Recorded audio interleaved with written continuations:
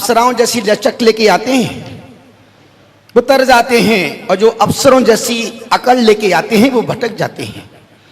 पूरे मन के साथ उस महामंत्र का स्मरण करते हैं, जिस मंत्र को स्मरण करने से मन पवित्र हो जाता है, मन पुलकित प्रफुल्लित हो जाता है, मन आनंद से झूम जाता है। और निश्चित जब तक उस मंत्र से मन का रिलेशन नहीं होगा, जब तक मंत्र का मन से रिश्ता नहीं होगा, जब तक मन का मंत्र से अटैचमेंट नहीं होगा, कितना ही जाप कर लो, कितना ही पाठ कर लो, कुछ होने वाला नहीं है। जिन दंपतियों के मन मिल जाते हैं उनका जीवन जीते जी स्वर्ग बन जाता है, और जिनका मन नहीं मिलता है उनका जीवन जीते जी किसने का नरक बन जाता है। ओहो आ गए। जीते जी स्वर्गवासी बनना, मरने के बाद क्या बनना? मरने के बाद तो बड़े बड़े पापी भी। और भारत में एक गॉड गिफ्ट है, जो भी भारत में मरेगा, हम हमेशा बोलता हूं कि बचपन जापान का, यौवन अमेरिका का, और बुढ़ापा भारत का बहुत अच्छा माना जाता है।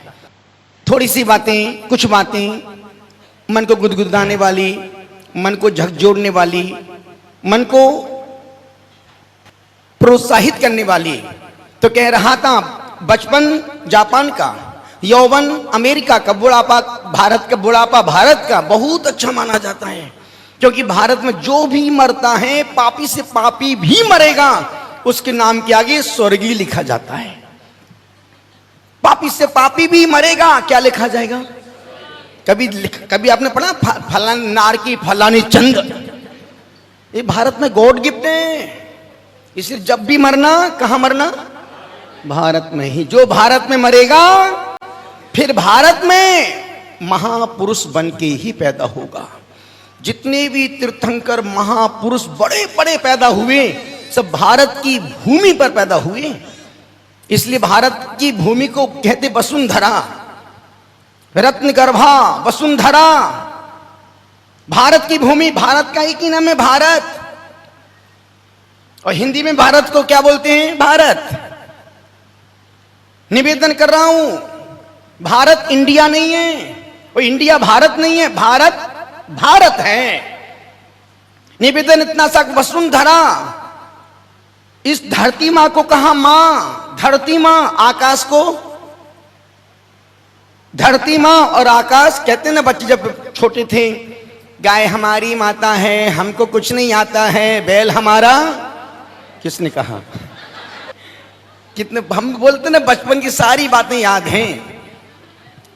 गाय हमारी माता है, हमको कुछ नहीं आता है। गाय को मां कहा, पर किसी ने भी गाय बैल को बाप नहीं कहा। बोलने में आता है, पर बैल बाप नहीं है। बाप तो बाप ही है, बैल बाप नहीं है। तो भारत में जो भी मरेगा, रत्न गर्भा।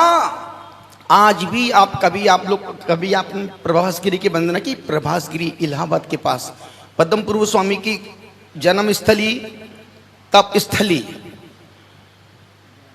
ज्ञान स्थली। कभी आपने दर्शन किए? वहां आज भी आपने कोई जमीन छोड़ी नहीं। एक एक कदम नापा है हमारे सरद जी ने। निवेदन कर रहा हूं, आज भी वहां गड्ढे खोदो तो आज भी मूर्तियां निकलती हैं। इसलिए सरकार से प्रतिबंधित पूरा स्थान, जहां जहां तीर्थंकर के जन्म भूमियां हैं। सोचो, जब तीर्थंकर मां के पेट में आते हैं तो 6 महीने पहले से 9 महीने तक रोज 14 करोड़ रत्न बरसते हैं। कितने करोड़? कब बरसते हैं? गर्भ में आने से 6 महीने पहले, और 9 महीने लगातार 15 महीने तक, हर 6 घंटे में 4 दिन में 4 बार, 4.5 हर 6 घंटे में 3.5 करोड़। इतने रत्न कहां जाते होंगे? इसलिए इस भूमि को कहा रत्न गर्भा। अरे वो रत्न तो पत्थर थे, वो रत्न तो पत्थर के थे, पर वो रत्न इस भूमि ने ऐसे ऐसे रत्नों को पैदा किया। कोई तीर्थंकर बन गया, कोई विवेकानंद, कोई आदिनाथ, कोई राम, कोई हनुमान, कोई बुद्ध, कोई नानक, कोई जीसस, बड़े बड़े महापुरुष जितने पैदा हुए हैं सारे भारत की भूमि पर एक भी तीर्थंकर, एक भी महापुरुष विदेश की भूमि पर पैदा नहीं। विदेश ने वैज्ञानिक पैदा किए और भारत की भूमि ने रत्न पैदा किए हैं। कैसे कैसे रत्न देखो, सतीश ने एक रत्न दिया जो बड़ी सहजता से दिया। देवेंद्र नवरत्न, इनके पिता का नाम नवरत्न मल जी, उन्होंने एक रत्न दिया और उनके पिता ने भी अपने बेटे के रूप में एक रत्न दिया था। महाराज साहब के परिवार में दादाजी मुनि बने, पिताजी मुनि बने और उनके पद चिन्हों का ये अनुकरण अनुसरण कर रहे हैं। ये भी मुनि बन के कल्याण के मार्ग पर आगे बढ़ रहे हैं। दादी मां ने आर्यका की दीक्षा ली, दादा दादी एक मुनि बना, एक आर्यका बना, फिर पिता ने मुनि दीक्षा ली। अब महाराज साहब उस लकीर को आगे बढ़ा रहे हैं। महाराज साहब के खानदान इकलौते थे, अकेले ही रत्न आए।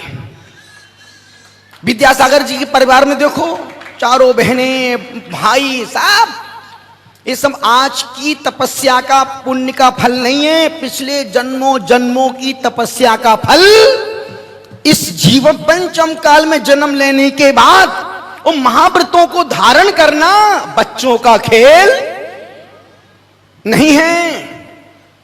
और पंचम काल में आप हमसे बड़े सौभाग्यशाली हैं कि आज भी हमको इन महाव्रतियों के, व्रतियों के, गुरुओं के उपाध्य तीन परमेष्टि के दर्शन का लाभ तुमको आज भी मिल रहा है। आने वाले 50 साल बाद अपन थोड़ा पीछे चलते हैं। 25 साल पहले जो बच्चे हुए हैं, क्या वैसे बच्चे आज भी हो रहे क्या? 25 साल बाद आगे क्या ऐसे बच्चे होंगे? वो भी ऐसे ही बोले, अरे भाई जब आज के बच्चे 25 साल पहले की बोलेंगे, अरे सब 25 साल पहले कैसे बच्चे थे। और आज की नई जनरेशन में इसलिए आज का पैदा हुआ था। आजकल बच्चे, अब बुद्धू बच्चे पैदा होना बंद हो गए, सारे ज्ञानी बच्चे, बुद्धिमान बच्चे पैदा हो रहे हैं। इंदौर में एक माँ ने एक बच्चे को जन्म दिया, एकता नाम, ओके, एक महिला ने इंदौर में बच्चे को जन्म दिया। जन्म लेता बच्चा मां से बोलता है, मां मेरा मोबाइल कहां है, मां मेरा मोबाइल कहां है। माने तेरा मोबाइल? हाँ मेरा मोबाइल मुझे दो, मुझे कॉल करना। अरे किसको कॉल करना है? मैं ऊपर से सेटिंग करके आया हूं। अब सेटिंग का जमाना भी, अब तो फास्ट सर्विस 1 2 3। उसने कहा मुझे कॉल करना है, प्लीज फोन दो आप। किसको कॉल करना है बेटा? मुझे अपनी, सुन लिया क्या? ऐसी बातें जल्दी सुनाई पड़ती तुमको, और जो हम बोलते वो तो तुम सुनते ही नहीं। तुम तो हमेशा अपने मन की ही सुनते हो, हमारी मन की सुनते कहाँ हो? फालतू गला फाड़ के चिल्ला चिल्ला के बोलते हैं, पर तुम्हें सुनना वही है जो तुमको सुनना है। उस बच्चे ने कहा, माँ मुझे मेरा मोबाइल दो। बेटा तुझे अपने मोबाइल का क्या करना? मुझे कॉल करना है। किसको कॉल करना है? क्यों बताऊं, क्यों बताऊं? बेटा तुम माँ को तो बताना पड़ेगा।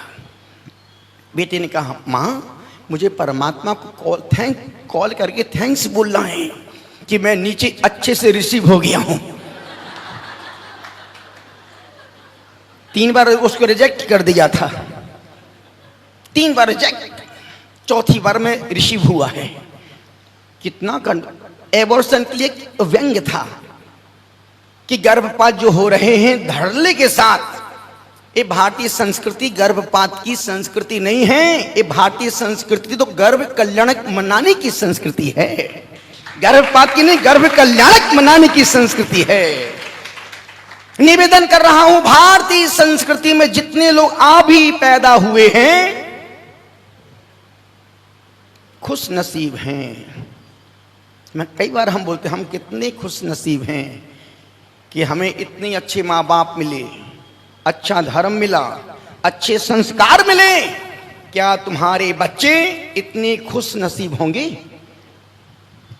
सुबह महाराज साहब ने कितनी छोटी बात कही थी पर बहुत गहरी लगने वाली बात थी।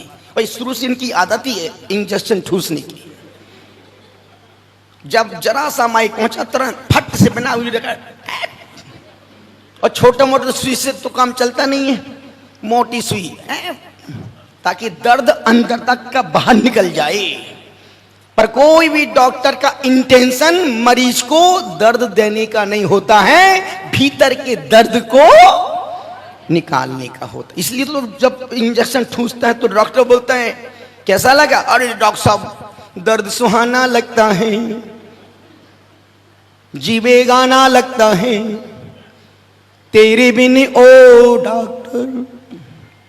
निवेदन इतना सा कर रहा हूं, हम बड़े खुश नसीब हैं कि हमको बड़ी सहजता के साथ, बड़ी प्रसन्नता के साथ, बड़ी आनंद के साथ गुरु तीन परमेष्टि के दर्शन का लाभ मिल रहा है और साथ में धर्म श्रवण करने का सौभाग्य भी मिल रहा है।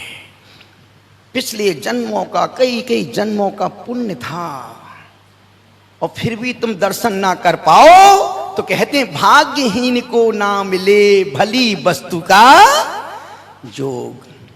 लोग कहां कहां से दर्शन कर, अभी हमारे वो दो फैमिली राजस्थान बागर पारसोला से अपने पूरा टिफिन लेके आए हैं। टिफिन मतलब फैमिली को लेके आए। गलत बोल दिया क्या? पूरा पैकेज के साथ निवेदन कर रहा हूं, अनुरोध कर रहा हूं, जो संस्कार बच्चों को आज डाल रहे हैं आने वाले समय में यही संस्कार बच्चे आने वाली पीढ़ियों को देंगे। आपने संस्कार के नाम पे बच्चों को क्या दिया?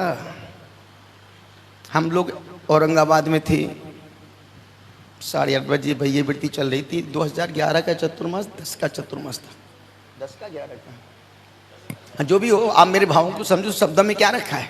हाँ 10 का हो या बोलना तो मुझे वही है। वो चतुर्मास चल रहा था, रात में बच्चे सब लोग भैया बेटी खाते, एक छोटा बच्चा बड़ा तो 10-12 सामने, खाना खा लिया? अरे गुरुदेव अभी नहीं, यहाँ से जाने के बाद खाऊंगा। हमने की इतनी देर नहीं, मेरी मम्मी बोलती जब पापा जी दुकान बंद करके आएंगे अपन एक साथ खाना खाएंगे और सीधे नरक।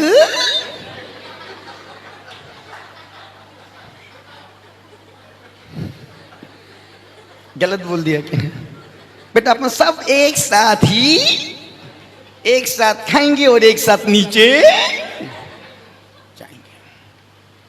वो बच्चे वहां का बच्चा नहीं, घर घर में ऐसे ही बच्चे हैं, ऐसे ही माँ बाप हैं।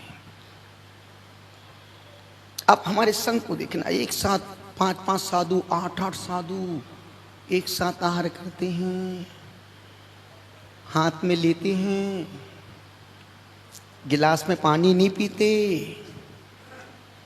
बैठ के भोजन नहीं करते, खड़े खड़े। सोचो महाराज सब 74 साल 73-74 साल के हो रहे हैं, फिर भी देखो पूरे इतना चल लेते हैं। तुम्हारे जवान लड़के 2 मंजिल चढ़ने में 3 बार सोचते हैं, पहले देख लिफ्ट है क्या, नहीं है, चलो मजबूरी का नाम क्या का? महात्मा गांधी, सोनिया गांधी, महात्मा गांधी वो तुम्हारे दादा लगते हैं क्या? निवेदन कर रहा हूं, बड़े हंसते मुस्कुराते चल के आ जाते। सोचो आज माता जी आहार करने गई, कल सबका उपवास था, आहार करने गई, पहला गिलास दिया, उसमें चीटी जी अंदर बैठी थी, पानी का घूंट भी अंदर नहीं गया। कल का उपवास, फिर आज पूरा उपवास। अपन साधु की चर्या को देखें तो बहुत कठिन चर्या है। अब सोचो महाराज साहब भी सुबह 9:30-10 बजे जब हम लोग सब बाहर में गए, हम भी 2 दिन की भूखे प्यासे यहीं पर आए थे, सोचा पास में पड़क जाएंगे, वहां लेके गया 900 मीटर, और वो वो व्यक्ति इतना खुश, गुरुदेव सोचा भी नहीं था दूर दूर तक कि आपका परगान आज मेरे घर पे हो जाएगा। जिनको उम्मीद थी वहां तो देखा भी नहीं, जिनको उम्मीद नहीं थी भगवान ने छप्पर फाड़ के दे दिया। महाराज साहब भी मेरे बगल में ही थे, ये भी वहीं आसपास थे, क्योंकि पापी पेट का जाना तो पड़ेगा। कोई टिफिन यहां तो आएगा नहीं सरज जी, टिफिन यहां तो आएगा नहीं, जाना तो पड़ेगा। बड़े आनंद के साथ हंसते मुस्कुराते फटाफट चल, और गर्मी में गए, गर्मी में लिया और गर्मी में आए। साधु की चर्या सिर्फ अपने, यदि हम जब हमने रामदेव बाबा के साथ हम लोग बैठे थे, जब उनको एक एक चर्या बताई, एक एक बात बताई, आज सब रामदेव बाबा की पूरी आंखें खुल गई। गुरुदेव ऐसे कैसे हो सकता है? हमने कहा 7 दिन मेरे साथ में रहो, सब कुछ हो जाएगा। 7 दिन बोलता गुरु, वाकई में वो भीतर से दिगंबर है। कुछ मर्यादाएं हैं। अब जिस व्यक्ति का जिस कुल में जन्म हुआ है उसे उस संस्कृति का पालन तो करना ही पड़ेगा। यदि किसी तुमसे किस पंजाबी घर में पैदा होते तो तुम जैन धर्म को मानते क्या? उसी धर्म को क्यों? जिस घर में जो व्यक्ति पैदा हुआ है वो व्यक्ति उस घर के, उस धर्म के, उस कुल वंश के संस्कारों को ही आत्मसात करता है। यदि कोई माँ तुमको किसी मुसलमान घर में पैदा होती छोड़ के आ जाती, तुम क्या करते? उसी धर्म को जीते। तो बोलते गुरुदेव मन में बहुत कई बार आता है, जब हम लोग थे, बोले गुरुदेव मैं रोज 8 बजे दिगंबर हो जाता हूँ और सुबह 3 बजे तक दिगंबर रहता हूँ। उनकी कुटिया मेरे यहाँ और हम लोग का यहाँ बसती का सब एक एक। रामदेव जी बोलते हैं गुरुदेव पहली बार इतने वर्षों में इतने लोग इस कैंपस में घूम रहे हैं, अन्यथा चिड़िया भी यहाँ पर नहीं मार। 35 उनके जेट सिक्योरिटी उनके साथ रहती, 35 लोगों की। उनके वहां तक पहुंचना बहुत कठिन काम है। यदि कोई व्यक्ति एक बार गेट के बाहर निकल गया, अब अंदर घुस नहीं सकता। जब तक मनीष भाई को फोन नहीं करे, मनीष भाई बाहर खड़े हैं, जब उन मनीष का फोन जाएगा उस गेट कीपर के पास, तब वो उनका फोन सुन के ही अंदर भेजेंगे। कोई बोले गुरुदेव पहली बार 500-600 लोग यहाँ ऐसे घूम रहे हैं। काशी लेवल जी तो आए थे वहां पर, और पूरा ऑडिटोरियम 2500 पूरा पैक था।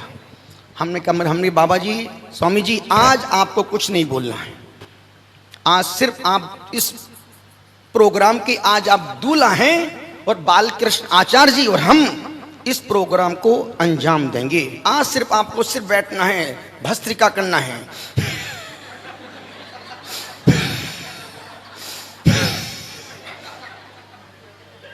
बोले गुरुदेव ऐसा कैसे होगा? मैं कैसे शांत? हमने कि नहीं, फिर जहां लगे आप बीच में थोड़ा बोल लेना। पर पूरा प्रोग्राम आज जब वो प्रोग्राम किया, मुझे लगा कि यार इस व्यक्ति ने पूरे देश में जो संस्कृति मर गई थी योग प्राणायाम की, इन्होंने इस संस्कृति को फिर से जीवंत कर दिया। अन्यथा आज देश बीमार की स्थिति में अधमरा होकर जी रहा था। और उन्होंने उनका योग प्राणायाम फेमस कैसे हुआ? भस्त्रिका करने से ये बीमारी ठीक हो जाएगी, कपालभाति करने से ये बीमारी ठीक हो जाएगी, ऐसा करने से ये ठीक हो जाएगा, ऐसा करने से ये ठीक हो जाएगा। लोगों को चाहिए क्या फोकट में ठीक होना है? पैसा दे के खा के आना और फोकट में ठीक होना है? निवेदन कर रहा हूं। उन्होंने कहा गुरुदेव मैं 8 बजे से लेकर सुबह दिगंबर रहता हूं और रोज 3, 4, 5 किलोमीटर खूब दौड़ता हूं। वो भी 60 साल के हैं और दौड़ते दौड़ते अपने उस मंच पर पहुंचते हैं जहां पर वो योग प्राणायाम करवाते हैं। इस उम्र में अब सोचो ना, बोले महाराज आप भी करते हैं? हम रोज करता हूं। कितनी बार? हम 20 बार। बोले इससे क्या होगा? हमने कि स्वामी जी भूख प्यास लगने लगती है फिर। बोले नहीं स्वामी, 100 बार हम कि मैं तो मर जाऊं। तुम तो 100 बार दिन में पानी पीता है, डाब का पानी पी, जो आता पत्ता खा लो, घास तुम खा लो, फल तुम खा लो, कुछ भी तुम पी लो। पर हमारे इसमें हम कुछ भी खाते, जो भी खाते पीते। क्या कर रहे हो भैया? कुछ भी खाते, हमको जो भी मिलेगा एक बार विधि से ही मिलेगा। बोले फिर आप जितना लगे उतना कर लो। और अब ऐसा नहीं, अभी शुरू से कर रहा हूं। जब 557 दिन की कठिन साधना में भी था, सुबह 3 बजे जब बाहर गुफा से बाहर निकलता था, भगवान पार्श्वनाथ की बाहर उस दालान में सीढ़ियों पर बैठ करके 20 बार तो करना ही करना, 20 बार दंड बैठक, 20 बार योग प्रणाम, 20 बार भस्त्र का कपाल भाती, अनुलोम विलोम, जो भी कुछ करना 20 बार से ज्यादा करने से भूख लगी, थकान आ जाती, सांस भरने लगती। नहीं यार, पर करता आज भी रोज करता हूं, 20 बार से ज्यादा नहीं करेंगे। क्यों? उतना हमारा शरीर हमको सपोर्ट करता है। और ध्यान रखना, शरीर ठीक है तुम कुछ भी कर सकते हो। जरा शरीर एक बार बीमार पड़ा कि तुम लाचार हो गए। जो लोग दिन भर पड़े रहते हैं उनका शरीर गोबर जैसा हो जाता है। जो लोग दिन भर पड़े रहते हैं उनका शरीर गोबर जैसा हो जाता है। जो लोग आलसी प्रमादी होते हैं वो जीते जी मरे मुर्दे हैं। और जो लोग चलते फिरते दौड़ते हैं वो फौलादी हैं।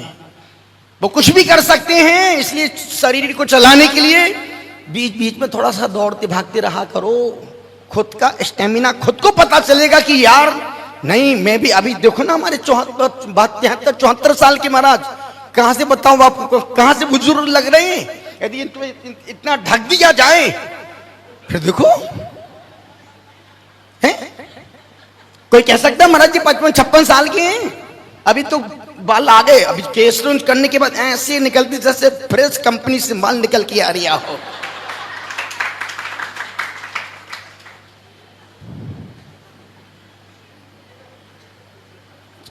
ये सब बुजुर्ग जवान हैं। और तुम जवान, किसने कहा ये? किसने कहा ये कि हम जवान बुजुर्ग हैं? यही तो बोल रहा हूं, तुम बुजुर्ग जवान बन जाओ। यदि जवान बुजुर्ग हो जाओगे तो गोबर जैसे हो जाओगे। फिर गोबर गाय देती थी, वह जहां भी पड़ जाए फिर वो गोबर पड़ा ही है, अब उठाने का काम नहीं उसका। ये शरीर बहुत मूल्यवान है। तो उनसे जब कहा कि स्वामी जी हम ऐसे ऐसा, बोले गुरुदेव बात चल रही थी कि जो व्यक्ति जिस कुल वंश में पैदा होता है उस धर्म को ही वो फॉलो करता है। हम बड़े खुश नसीब हैं कि अच्छे माँ बाप मिल गए, अच्छा धर्म मिल गया, अच्छे गुरु मिल गए, और फिर भी हम ना सुधर पाए तो हमसे बड़ा बदनसीब इस पंचम काल में दूसरा कोई होगा नहीं। गुरु मिलने के बाद भी हम गुरु के ना बन पाए, गुरु के ना हो पाए, बेकार जिंदगी है। इसलिए जिंदगी में मरने से पहले एक गुरु का और एक धर्म का चुनाव कर लेना।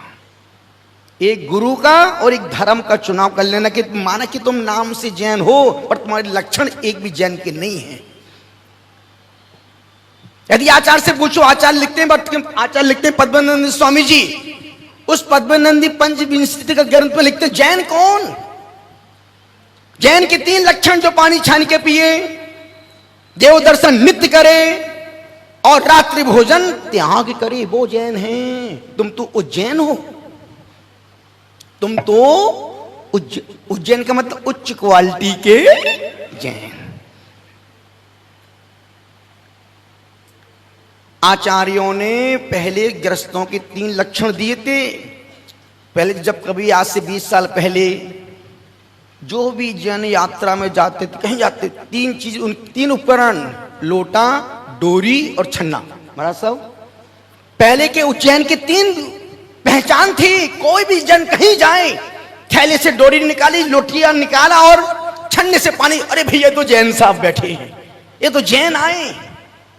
और हम गुरुओं के 3 लक्षण, पिछी, कमंडल और शास्त्र, जो आदिनाथ से चला रहा, हम आज तक अपने उपकरणों की सुरक्षा व्यवस्था बना करके अपने उपकरणों से अपनी दिगंबरत की पहचान को बरकरार करके रखा है। पर तुम्हारी 3 उपकरण कहां गए? लोटे की जगह पर बॉटल आ गई। अब लेकिन तुम अपनी बॉटल घूम रहे हो। पहले आदमी झुक करके नहीं पानी पीता था,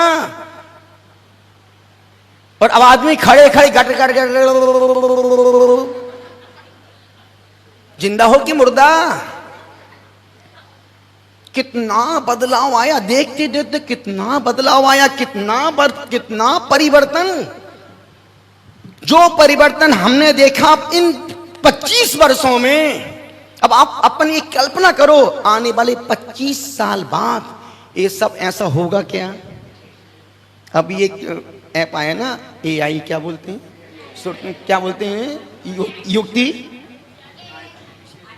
अब बहुत इंग्लिश तो अपन तो भैया 5वीं क्लास में 3 साल फेल हो गए थे, हैं? फिर भी 3 डॉक्टर की डिग्री है हमारे पास। 5 में महाराज साहब 3 डिग्रियां दिलाई महाराज जी ने। 3 डिग्रियां डॉक्टर, वियतनाम से, लंदन से और गुजरात यूनिवर्सिटी से। 5वीं क्लास 3 साल फेल, और तुम्हारे बच्चे मरे जा रहे डिग्री के लिए।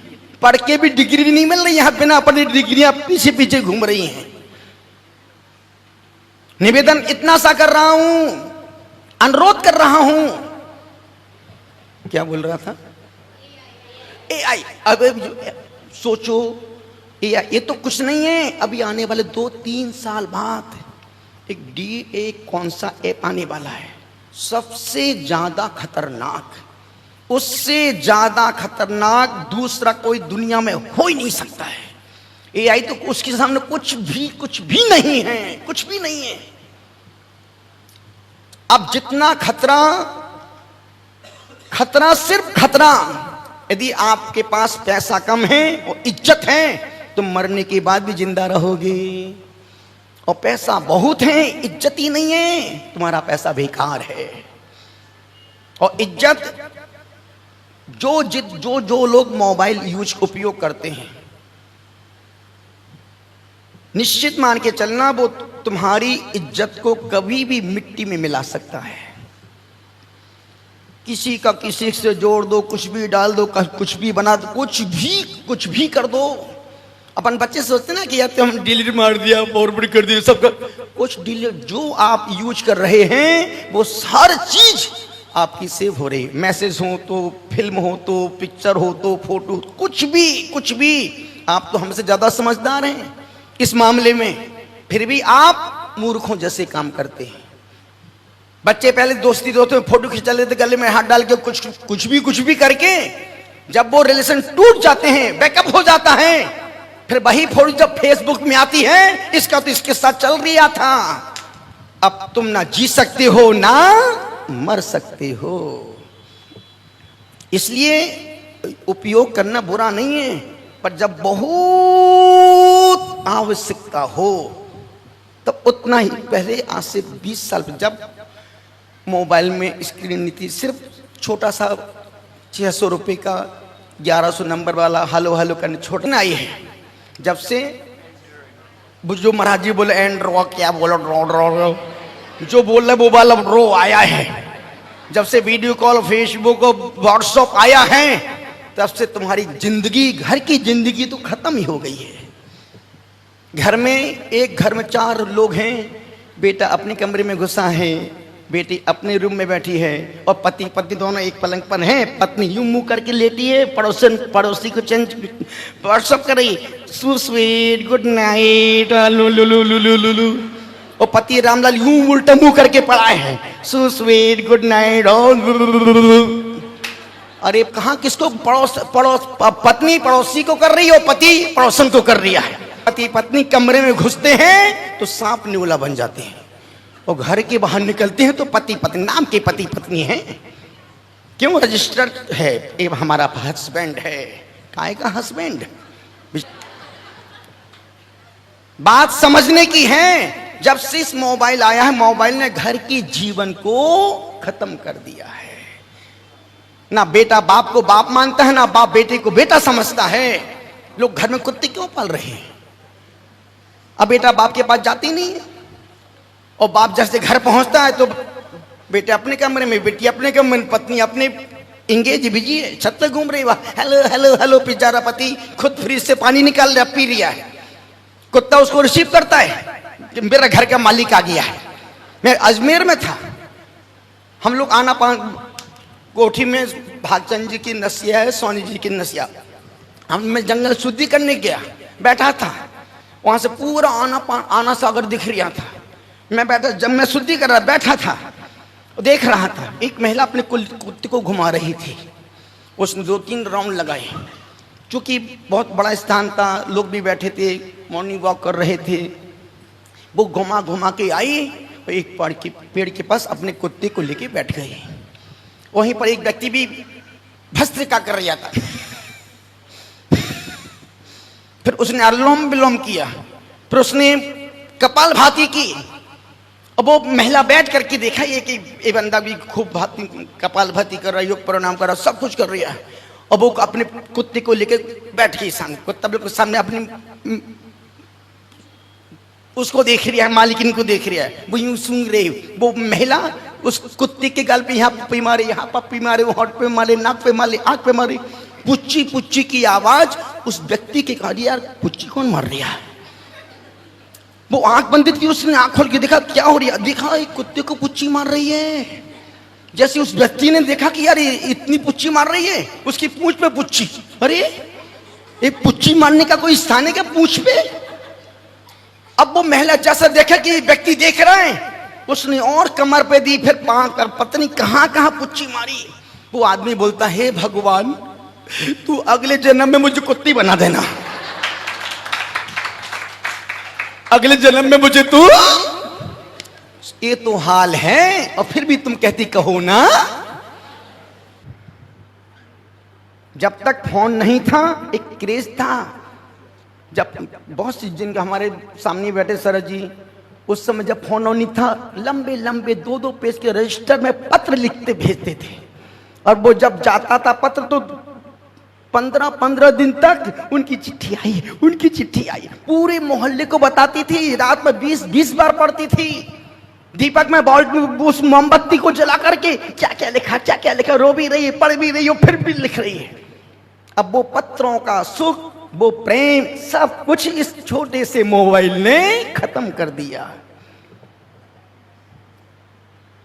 अब तो सिर्फ एक डाल दो, आई मिस यू, काहे की मिस यू। अब वो प्रेम पत्र सिर्फ आई लव यू में खत्म हो गया। अब वो ना वैसा प्रेम है, ना प्यार है, ना वो रिश्ते हैं। अब तो जितने भी हैं सिर्फ बस 2 बिस्किट के बीच में वो जो मीठी परत लगी है, बस वो स्वार्थ की परत ही उन बिस्कुटों को चिपका के रखी है। पत्नी तब तक अच्छी है जब तक पति की हाँ में हाँ मिला रही है। पति तब तक अच्छा लगता है जब मांगे, ए लो 200 मांगे 500 दो, 500 मांगे 1000 दो, मेरा पति तो राम है। आजकल वो गीत बहुत चल रहा है, वो गीत बहुत चल रहा है, वो वाला गीत। अरे वो वाला राम जी वाला, राम आएंगे तो आंगन सजाऊंगी, फूल बिखराऊंगी, वो पति आएगा तो मुंह फुलाऊंगी। राम जी आएंगे तो आंगन सजाऊंगी, और ससुर आए, पति आएगा, ससुर आएगा तो मुंह फुलाऊंगी। राम क्या करेंगे? निवेदन कर रहा हूं, अनुरोध कर रहा हूं, यदि हमारा घर का जीवन अच्छा नहीं है तो आने वाला कल और अच्छा नहीं होगा। और जिंदगी में रिश्ते धोखा दे सकते हैं, परिवार धोखा दे सकता है, पर धर्म कभी धोखा नहीं देगा। जीवन के प्रारंभ से अंतिम श्वास तक यदि कोई तुम्हारा साथ देगा तो धर्म ही साथ देगा। गुरु दिशा देंगे और धर्म मंजिल तक पहुंचा देंगे, पर उसके लिए चाहिए पुण्य। जब पुण्य जोर मारता है तो घर से मंदिर आने का मन करता है। जब पुण्य जोर मारता है गुरुओं के पास बैठने का मन करता है। जब पुण्य पतला होता है तो घर के पास मंदिर होने के बाद भी मंदिर जाने का मन नहीं करता है। पुण्य के उदय में भगवान के दर्शन मिलते हैं, पुण्य के उदय में गुरु की निकटता मिलती है, पुण्य के उदय में गुरुओं के हाथ में एक गिलास देने को सौभाग्य मिलता है। पुण्य के उदय में, पाप के उदय में चौकी तक पहुंच गए, धोती भी पहन ली, सब कुछ कल जैसे अंदर गए और महाराज जी ने उनका पूरा आहार हो गया। क्या कर लिया?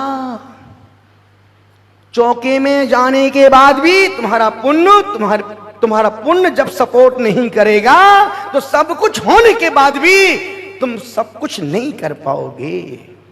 इसलिए कई बार होता है ना कि बहुत से लोग टिकट बनवा लेते हैं, वक्त पर टिकट कैंसिल हो जाती है।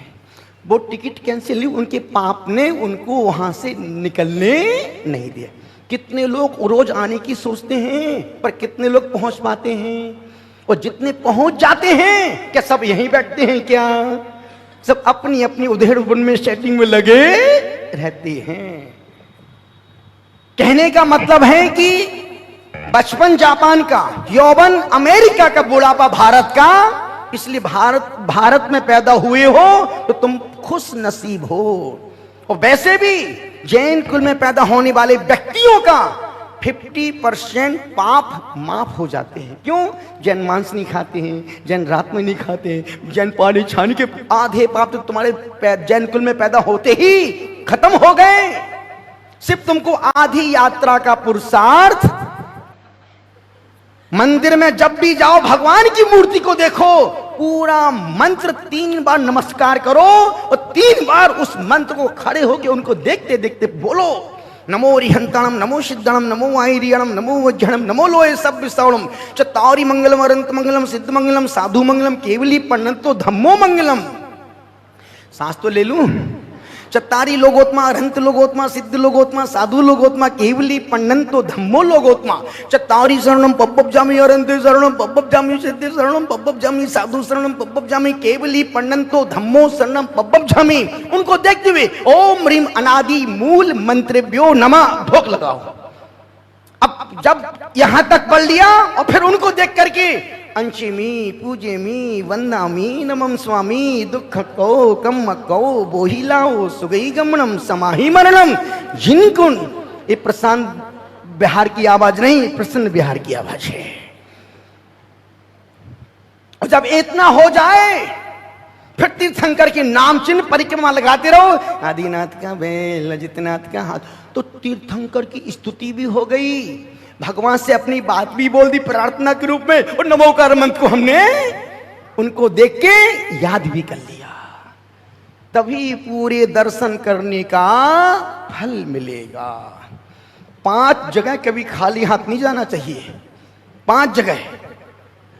क्योंकि समय हो रहा नहीं तो एक बहुत प्यारी छोटी सी कहानी सुना देता हूं। सुनाओ महाराज, निवेदन कर रहा हूं। एक 4-5 बच्चे खेल रहे थे और वहीं से एक संत निकल रहा था, आचार्य वीरसेन स्वामी निकल रहे हैं। देखा कि बच्चे खेल रहे हैं, उसमें एक बच्चा नंग धड़ंग था, कुछ भी शरीर पर नहीं था। बाकी 4 बच्चों की छोटी बुनतड़िया, लंगोटी, कुछ भी पहन के खेल रहे थे। संत उन बच्चों के खेल को देखने लगे। एक बच्चा देखा संत को, मेरे खेल को कोई महात्मा जी देख रहे हैं। उस बच्चे ने खेलते खेलते क्या किया, कंचे से खेल रहे थे, कांच वाली गोटी से खेल रहे थे। उस बच्चे ने खेलते खेलते क्या किया, 1 2 3 4 5 6 7 गोटियां एक के ऊपर एक लगा दी। तुम घर जाके लगा, तुम 3 ही लगा के देखना, दिन में तारे दिख जाएंगे। पर उस छोटे से 7 साल 10 महीने के बच्चे ने 7 गोटी और फिर मिटाया। संत देख रहा है कि बच्चा खेल रहा है और बच्चे ने अनहोना काम कर दिया। फिर दूसरी बार 1 2 3 4 5 6 7। संत ने कहा, बेटा इधर आओ। जी स्वामी जी। क्या नाम तुम्हारा? जिनभद्र। बेटा कहाँ रहते हो? स्वामी जी घर में रहते हैं। घर कहाँ है? स्वामी जी घर के पास में ही है। तुम मुझे अपने घर ले चलोगे? चलो। अब छोटा बच्चा 7 साल 10 महीने 11 महीने 27 दिन का, 8 वर्ष होने में 3 दिन बाकी थे। छोटा सा बच्चा, कमर पर पतला काला धागा बंधा था, उसमें 2-3 घुंघरू बंधी थी। छोटे से बच्चे ने, और संत वीरसेन महाराज अच्छी 6 फीट की हाइट, अच्छी साइट, एक हाथ में पिच्छी कमंडल, एक हाथ बच्चे के हाथ में दिया। अब छोटा सा बच्चा इतने बड़े आचार्य वीरसेन स्वामी को लेके अपने घर जा रहा है। अब छोटा, एक आप इमेजिन करो, छोटा बच्चा आगे चल रहा है और महात्मा जी का हाथ उस बच्चे के हाथ में है। वो बच्चा खींचते खींचते अपने घर के पास लेके गया। घर के पास पहुंचती, मम्मा जल्दी आओ। बच्चे की आवाज अंदर तक नहीं पहुंचते क्योंकि घर बहुत लंबा था। जितना बच्चा था उसकी उतनी आवाज वहां तक पहुंची, पर मां तक बच्चे की आवाज नहीं पहुंच पाई। बच्चे ने फिर कहा, मम्मा जल्दी आओ, स्वामी जी आए हैं। अभी भी आवाज नहीं पहुंची, अभी और थोड़ा आगे पहुंची है। जब हम बोलेंगे तब आवाज मां के कान तक पहुंचेगी। जैसी उस बच्चे ने तीसरी बार फिर, मम्मा जल्दी आओ, स्वामी जी आए। मां किचन में काम कर रही थी, हाथ में आटा लगा था, चूल्हा जल रहा था, साड़ी का पल्लू कंधे पर था, साड़ी अस्त व्यस्त थी। मां बच्चे की आवाज को सुनते ही दहलीज तक दौड़ के गई। क्या हुआ बब्बू? मम्मा। ओ, जैसे उस मां ने स्वामी जी को देखा, संत को देखा, उल्टे पैर वापिस। क्योंकि भारतीय संस्कृति की नारी और पहले की नारियां गुरु को देख के खुला सिर गुरुओं के पास नहीं जाती थी। मैं आज की बात नहीं कर, मैं तो उस समय की बात कर रहा हूं। उस समय की नारी, अच्छे घर की नारी, कुलीन घर की नारी, कभी भी घर के बाहर सिर खोल के, बाल खोल के, खूब बड़ी मर्दानी तो चौंसी वाली ऐसी नहीं घूमती थी जैसी आज की घूम रही हैं। बस फिर क्या था, जो समझ गए वो ढक रहे हैं। निवेदन कर रहा हूं, उस मां अंदर गई, हाथ में हाथ को धोए। हमारे मूलाचार ग्रंथ में लिखा है, यदि कोई आहार देने आए, किचन से सीधा आहार देने, यदि हाथ में परथन लगी हो, कुछ भी लगा हो, कुछ भी लगा हो, गुरु उससे आहार ना लें। क्यों? हाथ धो के व्यवस्थित होके पहुंच के सुखा के ही गिलास हाथ में देना। यहां तक लिखा गया, दाल की चम्मच सब्जी में नहीं डालना, उसकी चम्मच उसमें क्यों नहीं, कहीं उसका त्याग हो, तुमने उसकी चम्मच उसमें डाल दी तो अंतर है। उस महिला ने हाथ धोए, साड़ी को पूरा पल्ला ढका, साड़ी को ठीक ठाक किया, हाथ में द्रव्य ली, सामग्री ली, बाहर पहुंची, पूरा अर्पण किया, नमस्कार किया, 3 बार ढोक लगाई। स्वामी जी आप अपनी गोचरी मेरे घर पे ही कर लेना। नहीं बेटा, मैं आहार लेके ही आया हूं। गुरु जी, महात्मा स्वामी जी, कोई आज्ञा हो तो बता। बच्चे का पापा कहाँ है? अभी खेत पर गए हैं, बुलाओ उनको। वो अंदर जाती है, खिड़की खोलती है, कस की आवाज लगती, पप्पू के पापा। पहले की महिलाएं कहाँ पति के नाम में बोलती थी और आज की कहाँ नाम छोड़ती हैं। आंसू इधर आओ, दीपेश इधर आओ, राजेश क्या कर रही है? डायरेक्ट नाम। पहले की अर्धांगिनियां पति के नाम नहीं बोलती थी, पप्पू के पापा। आवाज नहीं गई, फिर उसने पप्पू के पापा। वो सोचता है कि अभी तो मैं घर से आया, ये मुझे क्यों बुला रही है? वो दौड़ते दौड़ते, खेत से दौड़ते दौड़ते दौड़ते दौड़ते दौड़ते दौड़ते दौड़ते दौड़ते, अब जब तक नहीं आएगा तब तक तो बोलना पड़ेगा। दौड़ते दौड़ते दौड़ते दौड़ते दौड़ते, अरे संत महात्मा खड़े, साष्टांग नमस्कार किया। पहले के लोग गुरु को, माँ बाप को और भगवान के चरणों में साष्टांग नमस्कार करते थे। पहले की संस्कृति आज से 50 साल 30 साल तक तो ये नमस्कार साष्टांग करने की परंपरा पहले भी थी, अब चूंकि आजकल कपड़े इतने टाइट हो गए हैं, यदि कहीं जींस पीछे से जींस फट गया तो। हम अजमेर में थे, मानस्तंभ के बाद धूप में समय कर रहे थे, एक लड़का आया बढ़िया टिप जींस, और आजकल क्या बोलते लोएस्ट आधे पौन दिख रहे हैं और आधा जींस यहाँ तक लटक। हम किया कहीं बैठ के प्रणाम कर, मैं तो उस समय में माला तो घूम रही थी, पर ये लग रहा है कहीं बैठ के नमस्कार करेगा पगला, तो पूरा पैंट और बहुत से लोगों देखो यहाँ तक जींस लटक रहे हैं, आधी दुकान दिख रही है, जरा सी इतना सा पता नहीं कहाँ फंसी है वो, ये जरा सी ढीली कि पूरा नीचे और पूरा पाकिस्तान पीछे। अब मुझे लग रहा था कहीं पगला कहीं बैठ के नमस्कार किया तो पूरा जींस नीचे और अपनी पूरी समैक में वही दिखेगा।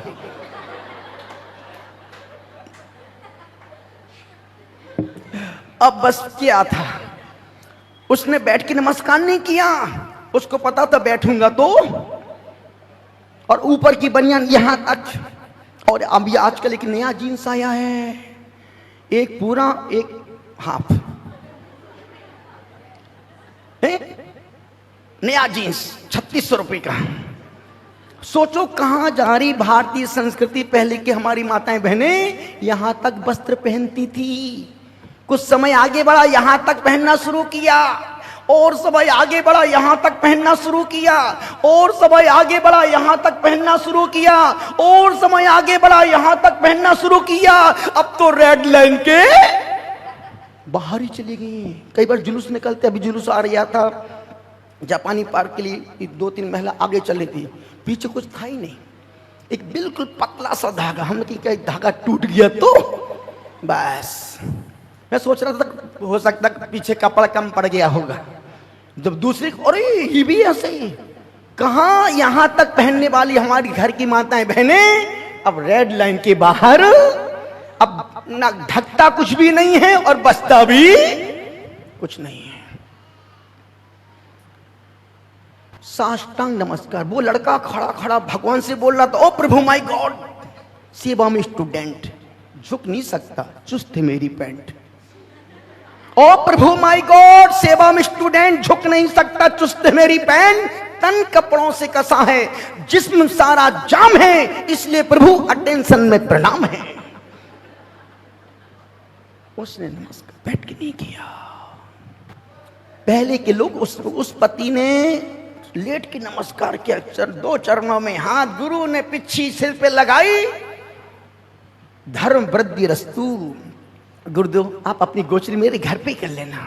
नहीं, मैं हार लेके आया हूं, स्वामी जी क्या आज्ञा है मेरे लिए। इस बच्चे को अपने साथ ले जाऊं क्या?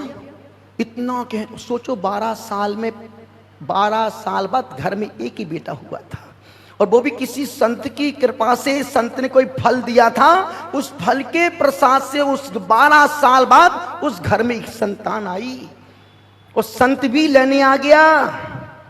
इस बच्चे को अपने साथ ले जाऊं? स्वामी जी आप बच्चे की माँ से पूछ लो, जब कोई काम नहीं करना होता तो अभी उनसे पूछो, अभी ये नहीं है वो नहीं है, अभी दुनिया भर के बहाने। यदि घर में कई बार होता है ना, यदि किसी को पेमेंट लेना है, कोई व्यक्ति घर में पहुंच जाए, अरे वो जैन साहब ने, अभी जैन साहब जब आएंगे आप उनसे ही बात कर लेना, अभी जैन साहब घर पे नहीं है और जैन साहब अंदर बैठे हैं।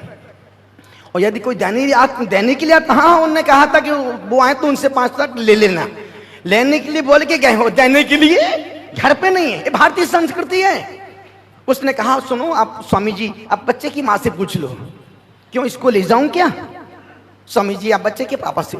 संत ने डायरेक्ट बच्चे से, बेटा मेरे साथ चलेगा? उसने कहा आओ। संत ने पकड़ा हाथ, बच्चे को लेके चलने लगा। अब बच्चा पहले बच्चा आगे आगे चल रहा था, संत पीछे पीछे आ रहा था। अब बच्चा पीछे और संत बच्चे का हाथ पकड़ के लेके जा रहा है। घुंघरू बच्चा फुदकते फुदकते, ठुमकते ठुमकते, उछलते कूदते बच्चा संत के साथ जा रहा है। बच्चे के बाप ने कहा पिता स्वामी जी बच्चे का 2 दिन बाद जन्मदिन मनाना है, मैंने पूरे गांव को भोजन के निमंत्रण दिया है, मुझे कोई मतलब नहीं इससे। बच्चा जा रहा है, संत आगे आगे, बच्चा पीछे पीछे। माँ बाप खड़े हैं, दोनों की आंख से आंसू निकल रहे हैं। बच्चा चल रहा है, बच्चे की आवाज, घुंघरू की आवाज माँ के कान तक आ रही है। पिता का कंठ रुध रहा है, माँ की आंख में आंसू भरे, माँ बोल रही है, ओ मेरे लाली आजा, ओ मेरे लाली आजा, तुझको गले लगा लूं, दिल में तुझे छुप। माँ गा रही है, रो रही है, पर बच्चे ने मुड़ के भी नहीं देखा।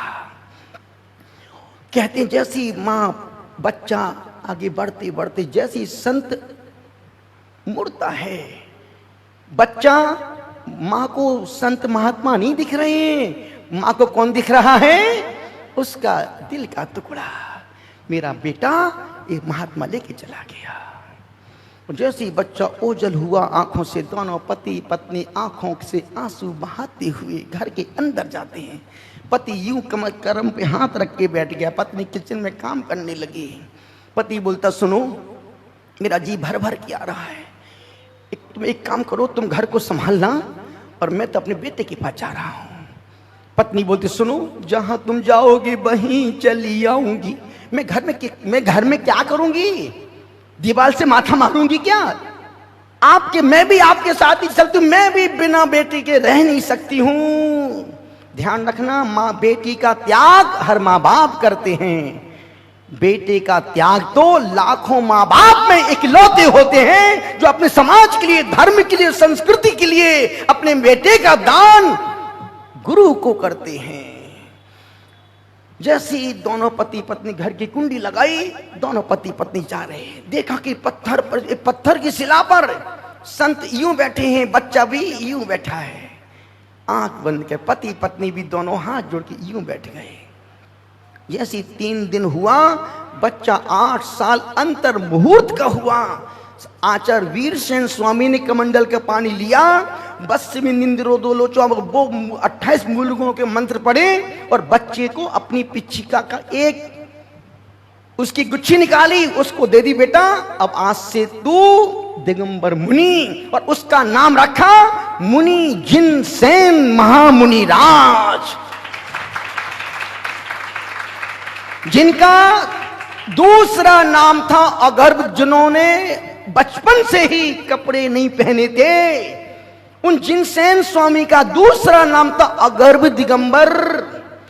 और जैसी माता पिता देखो इसकी दीक्षा हो गई, नमोस्तु महाराज नमो, जब बन ही गया है अब दिल को दुखाने से कुछ होने वाला। उन दोनों पति पत्नियों ने आजीवन ब्रह्मचर्य व्रत अंगीकार कर लिया। अब वो बालक मुनि के साथ अपनी चर्या का, उस बाल मुनि जिनसेन स्वामी ने सबसे पहले लिखा तो जिन सहस्त्र नाम लिखा, जो जिसका पाठ रोज सुबह महाराज साहब रोज 1008 नाम। सोचो वो जिनसेन स्वामी भी आदिनाथ के दीवाने थे। जिनसेन स्वामी आदिनाथ की उनकी दीवानगी में उन्होंने 1008 नाम लिखे। किसकी दीवानगी में? किसने लिखे? जिनसेन महाराज, जो जिसको चाहता, जो जिससे प्यार करता उसको एक नाम देता है ना, लवलू, इल्लू, पिल्लू, जानू, भानु, मानू, लवलू, हार्ट स्वीट, 2 4 10 नाम ही है मरे मरे। पर जिनसेन स्वामी ने अपने भगवान की दीवानगी में 1008 नाम लिखे और उसकी प्रस्तावना में लिखा, जो इन मंत्रों को, इस स्तोत्र को रोज एक बार पढ़ता है, एक बार पढ़ने से उसके 1008 पाप नष्ट हो जाते हैं। वो जिन सहस्त्र नाम एक बार पढ़ने से स्मृति बढ़ जाती है, एक बार पढ़ने से दुर्भाग्य का नाश हो जाता है, एक बार पढ़ने से, दिन में एक बार रोज जो पढ़ता है वो व्यक्ति भाग्यहीन नहीं हो सकता। उन्होंने फिर हरिवंश पुराण, दुनिया भर के बहुत सारे ग्रंथ लिखे, एक कोई काल्पनिक घटना नहीं है। जिनसेन स्वामी का पूरे कोई भी ग्रंथ उठा के देखो, उनकी जो बातें जो पढ़ते हैं उनके जीवन का संस्मरण है। जो जिन सहस्त्रनाम अपन रोज पढ़ते हैं, तो कहने का मतलब है छोटा सा 8 साल का बालक 5 जगह खाली हाथ नहीं जाना, वहां से ये बात आ गई। 5 जगह खाली हाथ। गुरु जब भगवान के पास जाओ, मुट्ठी भर चावल लेके जाओ या कुछ लौंग कुछ भी लेके जाओ। भगवान के पास खाली हाथ नहीं जाना, गुरु के पास जाओ खाली हाथ नहीं जाना, सम्राट के पास जाओ, राजा के पास जाओ खाली हाथ नहीं जाना, किसी अफसर के पास जाओ, अफसर हो, राजा हो, धनपति, सम्राट, सेठ हो, खाली हाथ मत जाना। किसी डॉक्टर के पास जाओ, वैद्य के पास जाओ, पहले रुपए हाथ में देना। डॉक्टर साहब 3 दिन से पेट साफ नहीं हो रहा है, एक पुड़िया में पेट साफ कर देगा, और तुम बोले पेट साफ होने के बाद पैसा देंगे, तो तुम 10 दिन तक पेट साफ करते ही रहो। और 5वां, ज्योतिषियों के पास खाली हाथ मत जानी। तो प्रभु पंडित ऐसा ग्रह बदलेगा, अभी तेरी साढ़े शादी शुरू हुई है, 1,50,000 तुरंत खर्चा थोप देगा। पहले रुपए सामने रखो। तो जोशियों के पास, डॉक्टर वैद्य के पास, गुरुओं के पास, राजा अफसरों के पास, भगवान के पास 5 जगह खाली हाथ नहीं जाना। निवेदन इतना सा कर रहा हूं, अनुरोध कर रहा हूं, 3 चीजें, नमोकार मन चत्तारी मंगल चत्तारी लोकोत्तम चत्तारी शरणम पब्बुब झामी, और छोटी सी प्रार्थना अंचेमी, प्रत्येक बच्चे को आना चाहिए। और तीसरा, तीर्थंकर के नाम चिन्ह यदि तुम रोज एक भी याद करते हो, 24 दिन में हंसते हंसते याद हो जाएंगे। और जो इनको रोज भगवान को देखो, नमोकार चत्तारी पूरा पढ़ो, उनको देखते देखते तीर्थंकर के नाम चिन्ह पढ़ो, उनको देखते देखते अंचे में पूजे में आपने पूरे जनागम का पाठ कर लिया। अभी हम बोलते हैं दर्शन का कोई फल ही नहीं, मैं तो 20 साल से ज्यादा कुछ मेरा एक दुख दूर नहीं है। तो अभी तुमने दर्शन किए कहां, तुमने पढ़ा क्या? और 3 पाप कभी मत करना। जब मंदिर जाओ, मोबाइल गाड़ी में छोड़ के जाना। जब बड़े घर जाओ, वहां भी मोबाइल साथ में सीट पे लेके मत बैठना। और जब भोजन करने बैठो, साथ में मोबाइल लेके मत बैठना। 3 जगह मोबाइल को अबाउट करना, दूर रख देना, नजरअंदाज करना। यदि आप मंदिर मोबाइल लेके आओगे, आपने मंदिर आके भी पाप कमा लिया। अब हाथ में आ गए, उसमें गीत बज रहा है, तू जब जब मुझे पुकारे मैं दौड़ी आऊं नदिया। अरे यहाँ तू हर चढ़ा रही है, वहां तो गीत बज रही है मोबाइल में, और तू देख रहे किसका आया। अब तू बगल में बटन उसको साइलेंट कर रही है, फिर घंटी बज रही है। आचार्य कहते हैं कम से कम तुम 10 मिनट पहुंचते, तुमको 1 घंटे मंदिर में रहना है। 10-12 मिनट मंदिर जाते हो, उसमें भी आधा समय तो सामने पूजा हो रही है, और सामने नीचे मोबाइल में चैटिंग चल रही है। कैसी पूजा, कैसा विधान, कैसा जाप, कैसा पाठ। हम हर जगह सिर्फ टाइम पास के लिए जाते हैं। दोनों हाथों को जोड़ें। यदि आप बड़े घर में मोबाइल लेके जा रहे हैं, तो आपने 1 लाख पाप कमा लिए। क्यों? उसमें मोबाइल में गुरु भी हैं, फोटो भी हैं, जिनवाणी दुनिया भर की बातें उस मोबाइल में। भाई सबसे बड़ा अपमान उस बड़े घर में लेटरिन में लेके जाते हैं, उसका पाप कभी माफ नहीं हो सकता है। इसलिए 3 पाप से बचना, 5 जगह खाली हाथ नहीं जाना। जिनसेन स्वामी का जिन सहस्त्र नाम जो रोज यदि कल सुन लिया, शरद पूरी चांदनी अब यहीं बरसेगी।